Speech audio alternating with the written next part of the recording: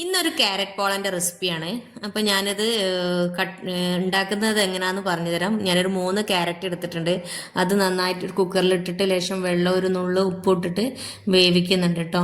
അത് വേവിച്ച് കഴിഞ്ഞ് ഒരു മിക്സിന്റെ ജാർ എടുത്തിട്ട് ഞാനത് മുട്ട ഉടച്ച് ഇടുന്നുണ്ട്. ഒരു 4 മുട്ട ഞാൻ ഇടുന്നുണ്ട് കേട്ടോ. പിന്നെ അതിൽ ആവശ്യത്തിനുള്ള ഷുഗർ ഇടുന്നുണ്ട്.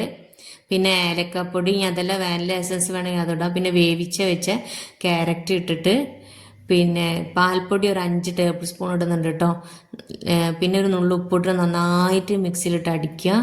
അടിച്ചതിന് ശേഷം ഞാനിതിൽ ലേശം പാൻ എടുത്തിട്ട് അതിൽ ലേശം ഓയിൽ ഇതാക്കുന്നുണ്ട്. പിന്നെ ഈ അടച്ച് വെച്ച ക്യാരറ്റ് മിക്സ് അതിലേക്ക് ഇട്ട് നന്നായിട്ടൊന്ന് ഷേക്ക് ചെയ്ത് കൊടുക്കുക. പിന്നെ കുറച്ച് നേരം കഴിയുമ്പോൾ അതിലേക്ക് നമ്മൾ വറുത്ത് വെച്ച അണ്ടിപ്പരിപ്പ് ഇടുക. പിന്നെ ഒരു 20 മിനിറ്റ് കഴിഞ്ഞ് നമ്മൾ നോക്കിക്കോളൂ, ഇതാ നമ്മുടെ ക്യാരറ്റ് കോള റെഡി ആയിട്ടുണ്ട്.